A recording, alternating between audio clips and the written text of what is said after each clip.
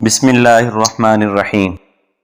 سورۃ العلق کی پہلی 5 آیات جو ہیں یہ سب سے پہلی وحی ہے جو رسول اللہ صلی اللہ علیہ وسلم پر نازل ہوئی۔ پہلی 5 آیات تعالیٰ کے حکم سے رسول اللہ صلی اللہ علیہ وسلم کے پاس لے کر آئے۔ اب اس کا واقعہ کیا ہے اور اس کا پس منظر اور شان نزول کیا ہے یہ میں آپ کے سامنے عرض کر دیتا ہوں۔ حضرت عائشہ رضی اللہ تعالیٰ عنہ سے روایت ہے صحیح بخاری کے اندر، وہ فرماتی ہیں کہ اس وحی سے پہلے رسول اللہ صلی اللہ علیہ وسلم کو خلوت میں رہنا، اکیلے رہنا یہ زیادہ پسند ہونے لگا تھا، اور انہیں اس وحی سے پہلے سچے خواب آنا شروع ہو گئے تھے۔ ان سچے خواب آنے کی کیفیت یہ ہوتی تھی کہ جب رات کو خواب دیکھتے اگلے دن ہو بہو وہ واقعہ ان کے ساتھ پیش آتا، اتنے سچے خواب دیکھتے۔ اور یاد رکھیں کہ نبی کا خواب بھی وہی ہوا کرتا ہے، ہمارے خواب تو کبھی سچے کبھی جھوٹے، لیکن نبی جو خواب دیکھے گا یہ اس کا خواب بھی وہی ہوتا ہے اللہ کی طرف سے۔ تو یہ ان کے ساتھ واقعہ پیش آنے لگا، 2 واقعے۔ پہلا یہ کہ انہیں خلوت اچھی لگنے لگی، یعنی اکیلے رہنا، اس میں عبادت کرنا یہ اچھا لگنے لگا۔ دوسرا، اس واقعے سے پہلے انہیں سچے خواب آنا شروع ہو گئے تھے۔ تو حضرت رسول اللہ صلی اللہ علیہ وسلم نے جو جبل نور پر غار حرا موجود ہے، اس غار میں جا کر عبادت کرنے کا فیصلہ کیا، اور اس کی کیفیت یہ ہوتی تھی کہ رسول اللہ صلی اللہ علیہ وسلم کچھ کھانا اپنے ساتھ لے جاتے تھے 3-4 دنوں کا، تو وہاں عبادت کیا کرتے تھے، اور وہاں پر جب کھانا ختم ہو جاتا تو دوبارہ آ کر حضرت ختیجہ رضی اللہ تعالیٰ عنہ سے وہ دوبارہ کھانا لے جاتے تھے۔ اب یہاں پر روایات میں آتا ہے کہ جب رسول اللہ صلی اللہ علیہ وسلم اس غار میں عبادت کرتے تھے تو ایسا ہوا کہ ایک دن غار سے باہر نکل کر پانی لینے لگے، تو روایات میں آتا ہے کہ یا تو یہ پانی جیسے بارش ہوئی تو پہاڑ پر کسی جگہ پر جمع ہو گیا تھا، یا تو اس طرح کا پانی تھا، یا پھر وہ پانی جو اپنے ساتھ گھر سے لے کر آئے تھے یہ وہ پانی تھا۔ تو وہ پانی پینے لگے تو حضرت جبرائیل علیہ السلام نازل ہوئے، اور انہوں نے کہا یا محمد، سب سے پہلے یہ بات کی۔ تو رسول اللہ صلی اللہ علیہ وسلم ادھر ادھر دیکھنے لگے، تو حضرت جبرائیل علیہ السلام اپنی اصل شکل میں، یعنی ایک انسانی شکل میں آ کر ان کے سامنے، اصل شکل میں حضور کے سامنے آ گئے۔ اچھا، روایات میں یہ بھی آتا ہے کہ ان کے پاس کسی چیز میں یہ 5 آیات لکھی ہوئی تھی، تو حضرت جبرائیل علیہ السلام نے حضور سے فرمایا اقرا، یعنی اسے پڑھیے۔ تو رسول اللہ صلی اللہ علیہ وسلم نے اسے دیکھا اور فرمایا ما انا بقاری، میں تو قاری نہیں ہوں، میں تو پڑھ نہیں سکتا، اس لیے کہ رسول اللہ صلی اللہ علیہ وسلم امی تھے، الف کے ساتھ۔ اب امی کسے کہتے ہیں؟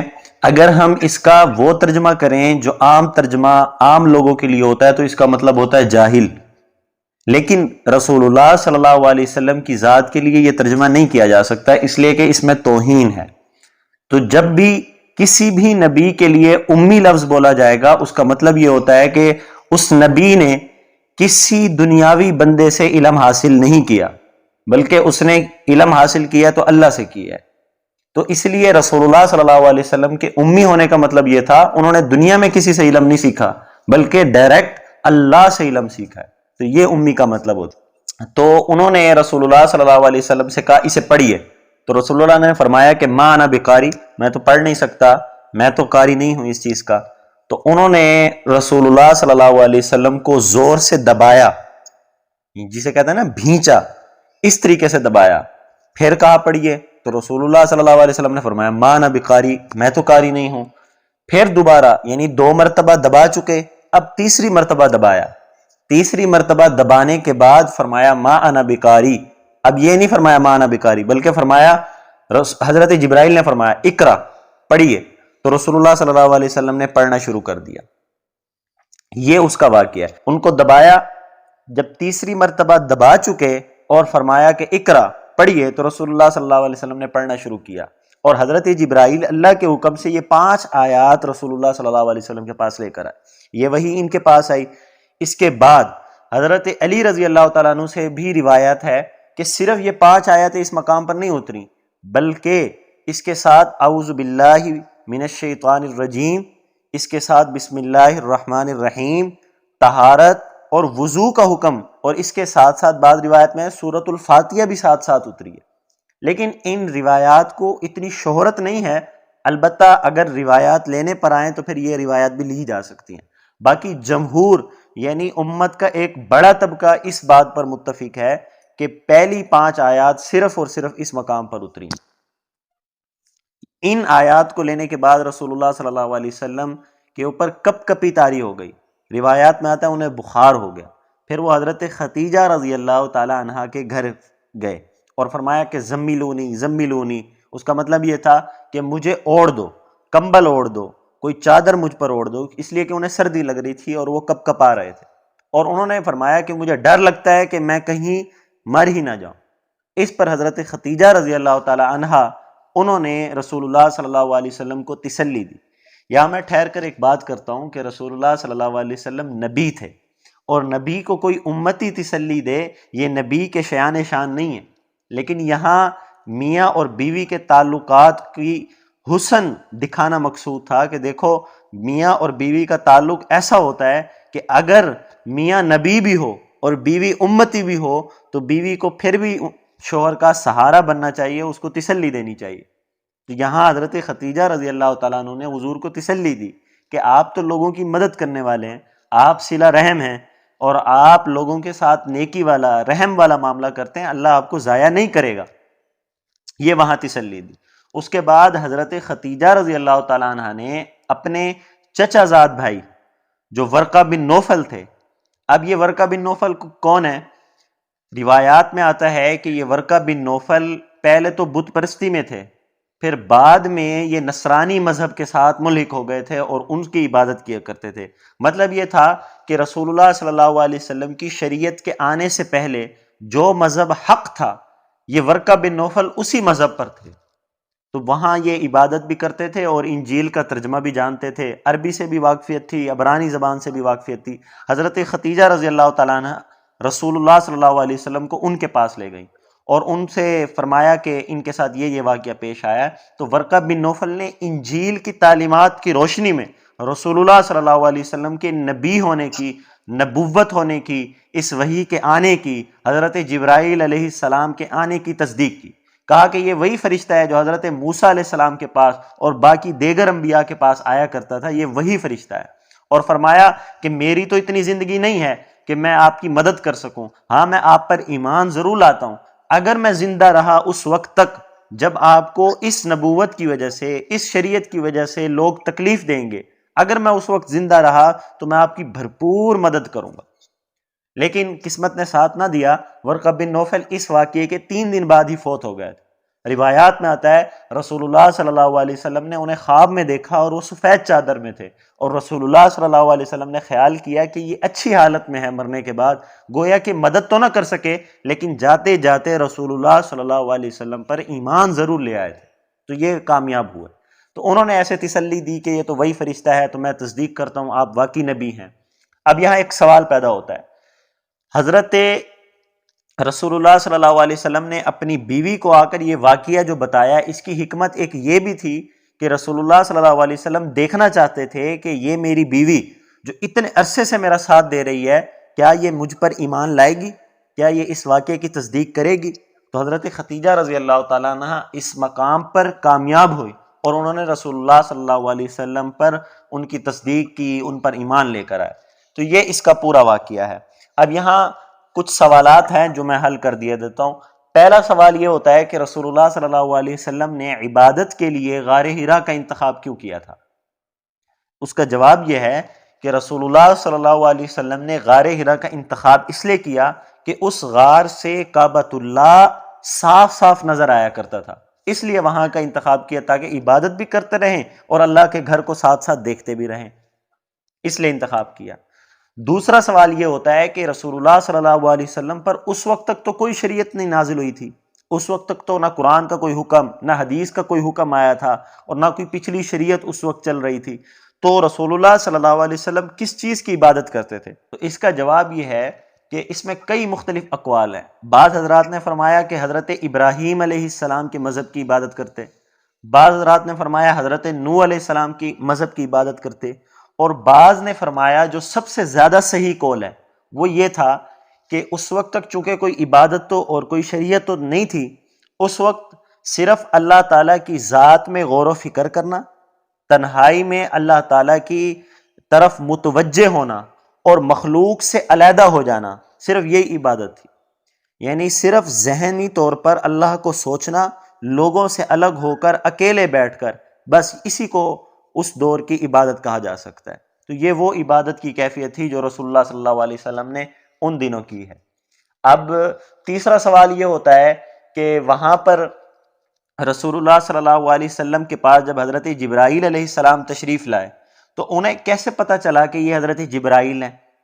انہیں تو کسی نے نہیں بتایا تھا کہ یہ حضرت جبرائیل ہیں، وہ تو آئے بھی پہلی مرتبہ تھے، انہیں پتہ کیسے چلا؟ تو اس کا جواب یہ ہے کہ رسول اللہ صلی اللہ علیہ وسلم کے دل میں ڈال دیا گیا تھا کہ یہ حضرت جبرائیل علیہ السلام. چوتھا سوال یہاں یہ ہوتا ہے کہ رسول اللہ صلی اللہ علیہ وسلم اس غار حرا میں کتنا عرصہ رہے؟ تو اس کا جواب یہ ہے، بعض نے کہا کہ چلا یعنی 40 دن رہے، اور بعض نے کہا ہے کہ رمضان کا پورا مہینہ یہ غار حرا میں رہے ہیں. اور یہ جو نزول وحی کا واقعہ ہے یہ کس تاریخ کا ہے؟ تو 17 رمضان المبارک اور پیر کا دن تھا جس دن یہ پہلی وحی نازل ہوئی ہے رسول اللہ صلی اللہ علیہ وسلم کے پاس. اگلی بات، رسول اللہ صلی اللہ علیہ وسلم کے پاس جب حضرت جبرائیل آئے اور انہوں نے فرمایا کہ پڑھیے، اور رسول اللہ صلی اللہ علیہ وسلم نے فرمایا ما انا بقاری، میں تو نہیں پڑھ سکتا، تو انہوں نے 3 مرتبہ بھینچا تھا، دبایا تھا.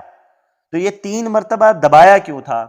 تو اس کا جواب یہ ہے کہ حضرت جبرائیل نے پہلی مرتبہ دبایا تاکہ رسول اللہ صلی اللہ علیہ وسلم کے اوپر جو دنیاوی اثرات ہیں وہ ختم ہو جائیں، اور دوسری مرتبہ جو دبایا وہ اس لیے تھا کہ رسول اللہ صلی اللہ علیہ وسلم کے اندر یہ طاقت پیدا ہو جائے کہ وہ وحی کو لے سکیں، اور تیسری مرتبہ جو دبایا وہ اس لیے تھا چونکہ حضرت جبرائیل اور رسول اللہ صلی اللہ علیہ وسلم کی ملاقات پہلی ملاقات تھی، تو دونوں میں انس پیدا ہو جائے، حضرت جبرائیل اور رسول اللہ صلی اللہ علیہ وسلم کے درمیان انس اور محبت پیدا ہو جائے، اس لیے رسول اللہ صلی اللہ علیہ وسلم کو تیسری مرتبہ دبایا.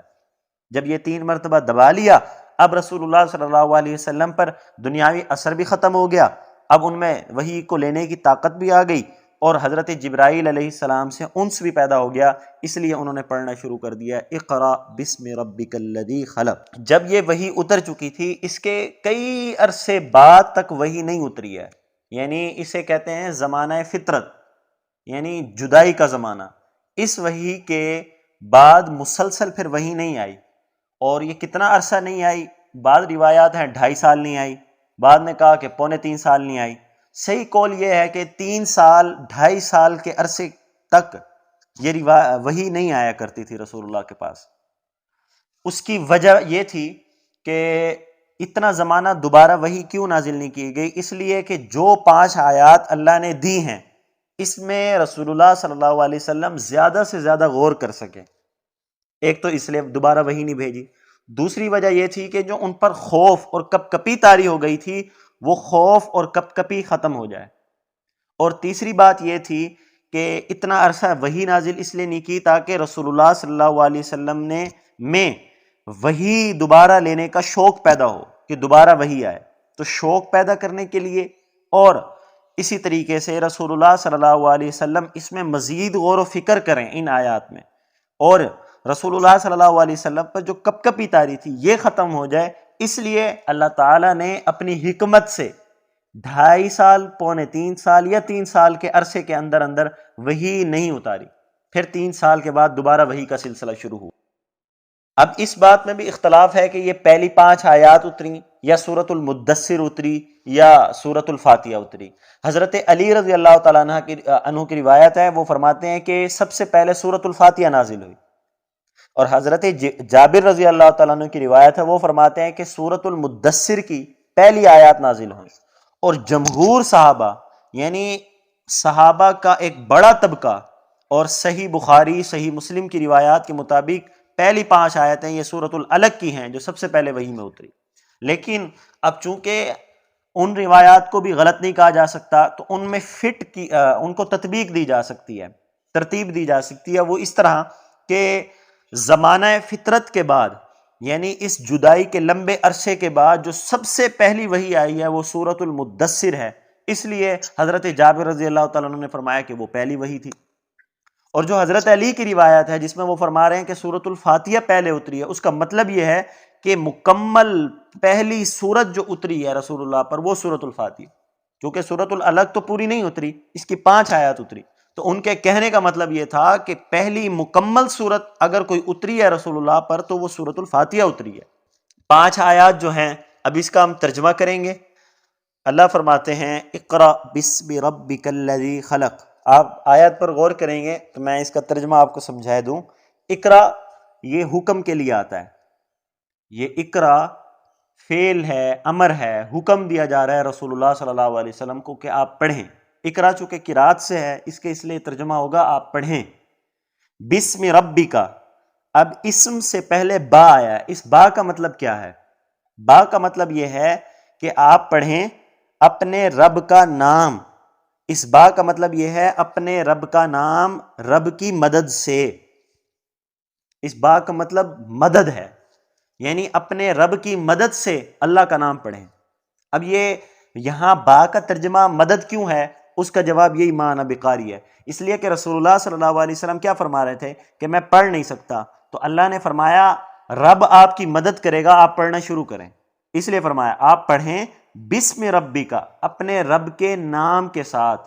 اب یہ جو با کا ترجمہ ہے یہ با مدد کے لیے آیا ہے کہ اپنے رب کی مدد سے پڑھیں، جب رب مدد کرے گا تو آپ پڑھتے چلے جائیں گے۔ یہاں اللہ نے فرمایا اقرا بسم ربک، اس سے پتہ چلتا ہے کہ اللہ کا جس طرح اللہ کی ذات بابرکت ہے اسی طرح اللہ کا نام بھی بابرکت ہے، اس لیے اللہ نے یہ نہیں فرمایا اپنے رب کو یاد کرو، بلکہ فرمایا اپنے رب کے نام سے پڑھیے، کہ اس نام میں بھی وہی برکت ہے جو اللہ کی ذات میں برکت ہے۔ اب یہاں اللہ کی کئی اور ساری صفات بھی ہیں، اللہ رحمان ہے، اللہ رحیم ہے، اللہ کریم ہے، لیکن یہاں پر اللہ نے اپنی سب سے اعلیٰ سب سے جامع صفت کو جو ذکر کیا ہے وہ رب ہے۔ اس کی وجہ یہ تھی کیونکہ چونکہ پہلے وحی تھی، پہلی وحی تھی جو رسول اللہ پر نازل کی جا رہی تھی، تو اللہ نے اپنی سب سے جامع صفت جس میں رحمان بھی آ جائے، جس میں رحیم بھی آ جائے، جس میں کریم بھی آ جائے، جس میں علیم بھی آ جائے، جس میں حکیم بھی آ جائے، ساری صفات جمع ہو جائیں، اللہ نے ایسی صفت ذکر کی اور وہ ہے رب کی ذات۔ اس لیے کہ اللہ کی جتنی بھی صفات ہیں ان صفات میں سب سے زیادہ جامع اور سب سے بڑی صفت وہ ہے رب کی صفت، اس لیے اللہ نے اپنی سب سے جامع صفت کو ذکر کیا اور وہ ہے رب۔ آگے فرمایا الذی خلق، اللہ نے اپنے احسانات میں سب سے پہلے جس احسان کا ذکر کیا ہے وہ ہے تخلیق کا، کہ آپ اپنے رب کے نام کے ذریعے پڑھیں، اپنے رب کے نام کی مدد سے پڑھیں، وہ ذات جس نے پیدا کیا، یعنی اللہ وہ ذات ہے جس نے پیدا کیا۔ اب اللہ نے تو بہت سارے کام کیے ہیں، اللہ کی بہت ساری صفت ہیں کہ اللہ نے علم دیا، اللہ نے رزق دیا، اب اللہ نے پیدا بھی کیا، تو یہاں باقی اور احسانات کو چھوڑ کر اللہ نے خاص طور پر تخلیق کا ذکر کیا۔ اس کی وجہ یہ تھی کہ چونکہ سب سے بڑی جو اللہ کی نعمت ہے اور سب سے بڑا جو اللہ کا احسان ہے وہ ہے تخلیق، جو ہر مخلوق کو دی گئی ہے۔ سب سے پہلے جس مخلوق پر جو احسان ہوا ہے ان میں سب سے پہلے یہ احسان ہے کہ اللہ نے اسے پیدا کیا، اس لیے اللہ نے سب سے جامع صفت کا ذکر کیا، پھر اس کے بعد سب سے بڑے احسان کا ذکر کیا، اس کے بعد باقی احسانات چلتے چلے گئے۔ پھر آگے اللہ نے فرمایا، اب یہاں ایک بات ضمناً اور ذکر کر دوں کہ توحید کی 4 قسمیں ہوتی ہیں، توحید کے 4 درجے ہیں، 2 درجوں پر مشرک اور موحد یعنی اہل توحید اور اہل شرک، 2 درجوں پر تو یہ دونوں بھی متفق ہیں، باقی جو 2 درجے ہیں اس پر اہل شرک کا اور اہل توحید کا اختلاف ہے، یہاں وہ جدا ہو جاتے ہیں۔ توحید کے 4 درجے ہیں، پہلے 2 درجے جو ہیں وہ ہیں ایک صفت تخلیق اور اللہ کا واجب الوجود ہونا، مطلب اللہ کو کسی نے وجود نہیں دیا، اللہ کا وجود خود اس کا اپنا وجود ہے، اس کو کسی نے دیا نہیں ہے، تو اللہ کا صفت تخلیق کے ساتھ اور اللہ کا واجب الوجود ہونا، اس میں اہل شرک جو ہیں یعنی مشرک لوگ ہیں وہ بھی اس چیز کو مانتے ہیں، جو اہل توحید ہیں یعنی جو موحد ہیں وہ بھی اس چیز کو مانتے ہیں۔ یعنی مشرک بھی یہ کہتا ہے کہ اللہ تعالیٰ کے اندر یہ طاقت ہے کہ وہ پیدا کر سکتا ہے، اور مشرک بھی یہ کہتے ہیں کہ اللہ واجب الوجود ہے، اللہ کو کسی اور نے وجود نہیں دیا، یہ اللہ کا خود ذاتی ہے۔ اچھا، باقی جو توحید کے تیسرا اور چوتھا درجہ ہے، اس میں آ کر اہل شرک اہل توحید سے الگ ہو جاتے ہیں، ان دونوں میں اختلاف ہو جاتا ہے۔ وہ دو درجے ہیں، مدبر ہونا اور عبادت کا ہونا۔ مطلب اللہ کی ذات کو ہی صرف مدبر سمجھنا، مطلب یہ کہ جتنے بھی کام آج دنیا میں ہو رہے ہیں یا جتنے بھی کام ہم کر رہے ہیں، اسے تدبیر کہتے ہیں۔ تو شرک والے کہتے ہیں کہ اللہ بھی یہ کام کر سکتے ہیں، اللہ کے علاوہ فرشتے بھی کر سکتے ہیں، فرشتوں کے علاوہ مخلوقات میں پتھر بھی کر سکتے ہیں، جیسے بت پرستی ہے، جیسے آگ پرستی ہے، تو وہ کہتے ہیں آگ بھی کر سکتی ہے، بارش بھی کر سکتی ہے، اور اسی طرح پتھر بھی کر سکتے ہیں۔ اہل توحید جیسے ہم ہیں موحد، ہم کہتے ہیں کہ دنیا میں جو بھی کام ہو رہا ہے وہ اللہ کے حکم سے ہو رہا ہے، صرف اللہ کر سکتے ہیں۔ تو یہ ہے مدبر کا درجہ، جو تیسرا درجہ ہے، اس میں شرک اور توحید کا اختلاف ہے، یہاں آ کر وہ اور ہم میں اختلاف ہو جاتا ہے اور ہم الگ الگ ہو جاتے ہیں۔ چوتھا درجہ وہ ہے عبادت کا درجہ۔ موحد کہتا ہے کہ عبادت کا مستحق صرف وہی ذات ہے جس نے ہمیں پیدا کیا، جو واجب الوجود ہے۔ ہم کہتے ہیں اگر کسی کی عبادت کی جا سکتی ہے تو وہ صرف رب کی ذات ہے، لیکن یہاں مشرک کہے گا کہ عبادت رب کی بھی کی جا سکتی ہے، عبادت آگ کی بھی کی جا سکتی ہے، عبادت پتھر کی بھی کی جا سکتی ہے۔ سمجھ آئی؟ تو یہ توحید کے 4 درجے ہیں۔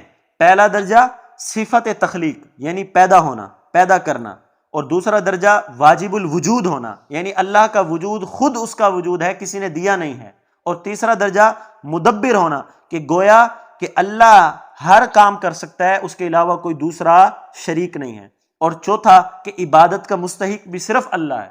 تو پہلے 2 درجوں میں اہل مشرک اور اہل توحید ان کا اتفاق ہے، جو ہم مانتے ہیں وہی مشرک بھی مانتا ہے، اور تیسرے اور چوتھے درجے کے اندر ہمارا اختلاف ہو جاتا ہے۔ مشرک ان 2 چیزوں کے اندر یعنی تیسرے اور چوتھے درجے میں باقی اور لوگوں کو بھی اور ذات اور مخلوق کو بھی ایڈ کرتا ہے۔ ہم شروع سے جیسے ایک ہی ذات کو لے کر چلے آ رہے ہیں، توحید کے چوتھے درجے تک بھی ہم صرف اسی ذات کو مستحق سمجھتے ہیں۔ اللہ نے فرمایا خلق الانسان من علق، اللہ نے پیدا کیا انسان کو لوتھڑے سے۔ اب یہاں انسان کی تخلیق میں کئی مراحل آتے ہیں کہ پہلے خوراک، پھر نطفہ، پھر وہ گوشت کا ٹکڑا، پھر وہ جسم، پھر وہ پیدا ہو کر باہر پوری دنیا کو گزارتا ہے۔ تو اس کے مراحل میں صرف ایک مرحلہ نہیں ہے، کئی مراحل ہیں۔ یہ جو الگ کا مرحلہ ہے، الگ کہتے ہیں خون کے لوتھڑے کو، جمے ہوئے خون کو، یہ تخلیق کا درمیانی مرحلہ ہے۔ اس سے پہلے نطفہ، اس سے پہلے خوراک، اور اس جمے ہوئے لوتھڑے کے بعد ہڈی، گوشت، پھر جسم۔ تو یہ جو الگ ہے، اللہ نے تخلیق کی درمیانی مرحلے کو ذکر کیا ہے۔ اس سے تخلیق کے پہلے مراحل اور تخلیق کے بعد والے مراحل کی طرف اشارہ کر دیا اللہ نے، کہ وہ ذات کہ جس نے خوراک اور نطفے سے گوشت بنایا ہے، وہی ذات گوشت سے آگے پھر ہڈی، پھر اس کے بعد جسم بھی بنا سکتا ہے۔ اب یہاں ایک سوال اور بھی ہوتا ہے، وہ یہ کہ اللہ نے پہلے تخلیق کا ذکر کیا، تخلیق میں آسمان جس طرح پیدا کیا، جس طرح زمین پیدا کی، اس طرح انسان کو بھی اللہ نے پیدا کیا، لیکن اگلی آیت کے اندر اللہ تعالیٰ خاص طور پر انسان کا ذکر کر رہے ہیں۔ پہلے کہا نا، آپ پڑھیے اپنے رب کے نام کے ساتھ، جس نے پیدا کیا۔ اب جس نے پیدا کیا مطلب سب چیزوں کو پیدا کیا نا، انسان بھی، فرشتے بھی، اور سب چیزیں۔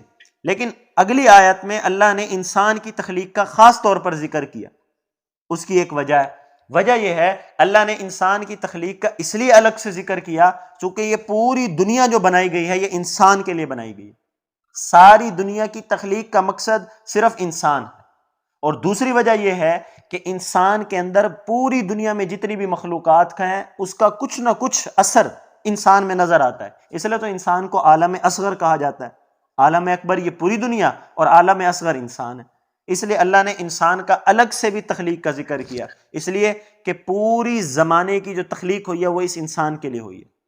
اس میں کئی اور وجوہات بھی ہو سکتی ہیں، انسان کا ذکر اس لیے بھی کیا چونکہ اللہ نے نبوت سے، اللہ نے عبادت سے، اللہ نے احکامات سے جو کسی مخلوق کو منور کیا ہے وہ صرف انسان ہے۔ اللہ نے قرآن بھی ان پر اتارا، نبوت بھی ان پر اتاری، وحی بھی ان پر اتاری، احکامات بھی اور عبادت بھی ان پر اتاری، اس لیے اللہ نے خاص طور پر انسان کا ذکر کیا۔ پھر اس میں ایک وجہ اور بھی ہو سکتی ہے کہ انسان چونکہ اشرف المخلوقات ہے، تمام مخلوقات میں سب سے عظیم ہے، اس لیے اللہ نے انسان کی تخلیق کا خاص طور پر ذکر کیا۔ پھر آگے جو اللہ نے الگ فرمایا کہ تخلیق چونکہ لوتھڑے سے ہوئی، یہ اللہ نے تخلیق کا درمیانی مرحلہ ذکر کیا۔ اب اس آیت کا پچھلی آیت کے ساتھ کیا ربط ہے وہ بھی میں آپ کو سمجھا دیتا ہوں۔ پہلی آیت کے اندر اللہ نے کیا فرمایا؟ حضور نے فرمایا تھا ما انا بقاری، میں تو پڑھ ہی نہیں سکتا، میں کیسے پڑھ سکتا ہوں ان آیات کو؟ پھر حضور نے فرمایا، اللہ نے فرمایا آپ کا رب آپ کی مدد کرے گا، آپ پڑھنا شروع کریں، اور حضور پڑھتے چلے گئے۔ آگے اللہ نے انسان کا ذکر کیا، انسان کی تخلیق کا، کہ آج آپ دیکھو کہ انسان کتنا بڑا ہے اور کیا کیا کچھ نہیں کر سکتا، لیکن ایک وقت تھا کہ یہ صرف خون کا لوتھڑا تھا۔ تو جس ذات نے اس کو خون کے لوتھڑے سے اتنا بڑا انسان بنا دیا کہ آج یہ پوری دنیا کو قائم کر سکتا ہے اور پوری دنیا کو چلا سکتا ہے، لیکن اس کی کیا حیثیت تھی کہ یہ صرف ایک خون کا لوتھڑا تھا۔ اللہ نے اس صورت سے اس کو اتنا بڑا انسان بنا دیا، تو جو ذات اتنا بڑا کام کر سکتی ہے تو کیا صرف وہ آپ کو یہ آیات نہیں پڑھانے پر قادر؟ اللہ حضور کو اشارہ دے رہے ہیں کہ آپ کیوں نہیں پڑھ سکتے؟ جب وہ ذات کسی خون کے لوتھڑے سے اتنا بڑا انسان بنا سکتی ہے تو پھر وہ آپ کو امی ہونے کے باوجود یہ قرآن کی آیات بھی پڑھا سکتی۔ تیسری آیت اللہ نے فرمایا اقرأ وربک الاکرم، دوسری مرتبہ اقرأ فرمایا کہ دوبارہ پڑھیے، اور آپ کا رب سب سے زیادہ کریم ہے۔ اقرأ دوبارہ حکم دے رہے ہیں آپ پڑھیے، وربک۔ اب یہ وربک میں جو واو ہے نا، واو کا مطلب ہوتا ہے اور، مطلب یہ ہے اقرأ آپ پڑھیے، اور آپ کا رب، ربو کا آپ کا رب، الاکرم، اکرم کا مطلب ہوتا ہے سب سے زیادہ عزت والا ہے، سب سے زیادہ کرم کرنے والا ہے، مہربانی کرنے والا ہے۔ اس کے مقابلے میں کوئی اتنا کرم نہیں کر سکتا جتنا اللہ کر سکتا ہے، اس لیے فرمایا اکرم۔ اب یہ اکرم کیوں فرمایا؟ اس کی وجہ یہ تھی کہ اللہ نے رسول اللہ صلی اللہ علیہ وسلم کو اتنے اعلیٰ مرتبے سے جو نوازا ہے، اس پر فرما رہے ہیں کہ یہ کرم صرف اللہ ہی کر سکتے ہیں، اس لیے کہ وہ اکرم ہے۔ اور یہ جو دوسری مرتبہ اقرا کا حکم دیا جا رہا ہے، اس کا مطلب یہ ہے کہ پہلی مرتبہ جو پڑھنے کا حکم دیا تھا نا، یہ رسول اللہ صلی اللہ علیہ وسلم کی ذات تک محدود تھا، اور جو دوسری مرتبہ اقرا کا حکم دیا جا رہا ہے، اس کا تعلق یہ ہے کہ آپ لوگوں کو بھی پڑھنے کا حکم دیں۔ اس کا اور مطلب بھی ہو سکتا ہے، اقرا کا مطلب یہ تھا کہ آپ اپنے یعنی ظاہری اعمال، باطنی اعمال کو ٹھیک کرنے کے لیے پڑھیے، اور دوسری مرتبہ اقرا کا حکم یہ تھا کہ اپنے ظاہری اعمال کو ٹھیک کرنے کے لیے پڑھیے۔ آگے اللہ نے فرمایا الذی علم بالقلم، کہ اللہ وہ ذات ہے علمہ، جس نے سکھایا۔ علمہ تعلیم سے ہے، مطلب یہ تعلیم کا مطلب چونکہ ہوتا ہے سکھانا، تو اللہ فرما رہے ہیں اللہ الذی، اللہ وہ ذات ہے علمہ، جس نے سکھایا بالقلم، قلم کے ذریعے۔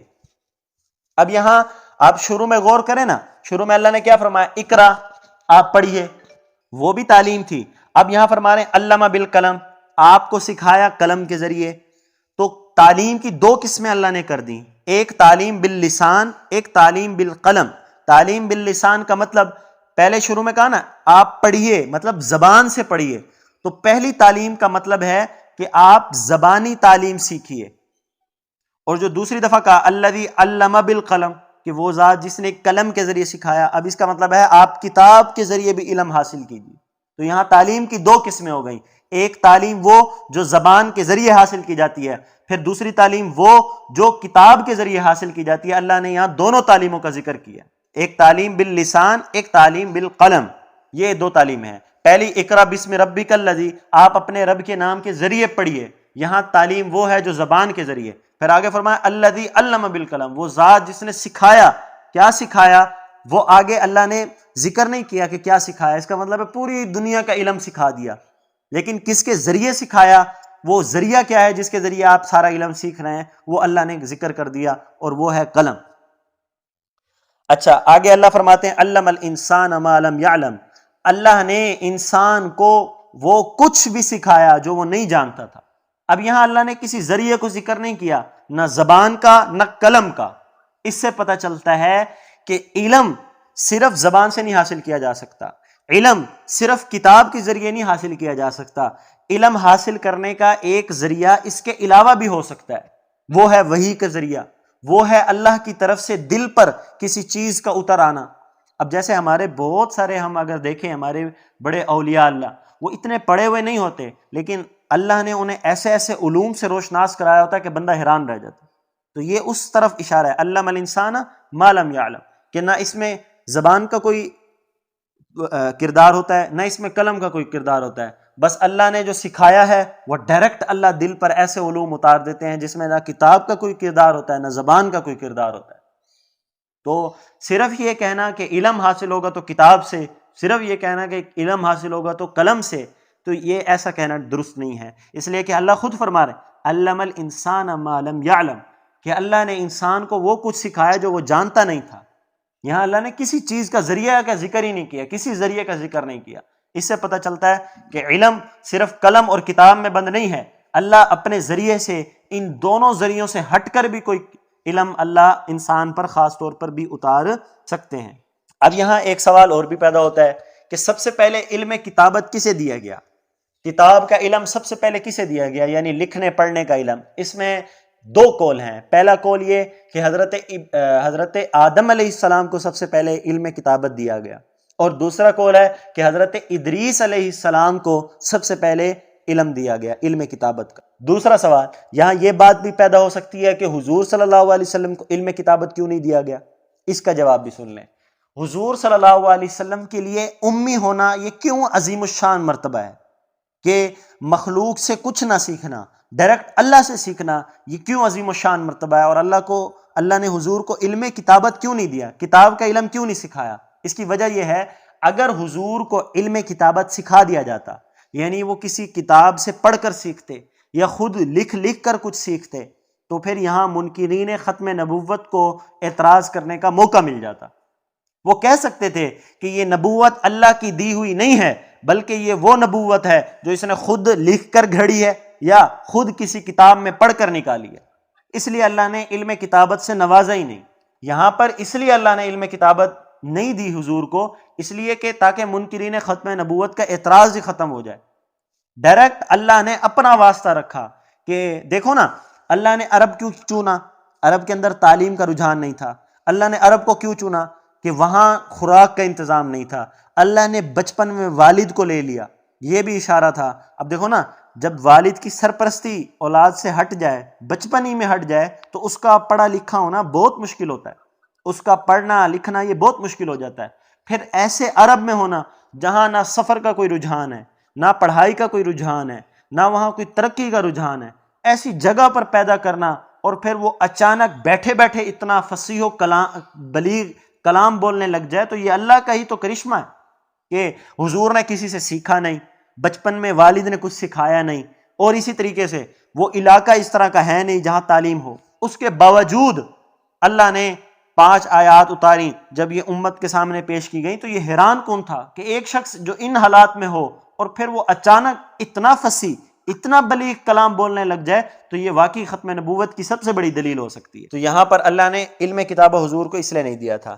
باقی قلم کے بارے میں یہ ہے کہ قلم کے بارے میں احادیث مختلف آئی ہیں کہ مطلب 4 چیزوں کو اللہ نے خود اپنے دست سے پیدا کیا ہے۔ دست سے مراد باقی ساری چیزیں تو لفظ کن سے پیدا کی کہ کن ہو جا فیکون، تو وہ ہو گئی، لیکن 4 چیزیں ایسی ہیں جو اللہ نے اپنے دست سے پیدا کی۔ اس میں سے ایک قلم ہے، ایک نبی ہے، ایک جنت ہے، اور اس کے علاوہ ایک تیسری چیز قرآن ہے۔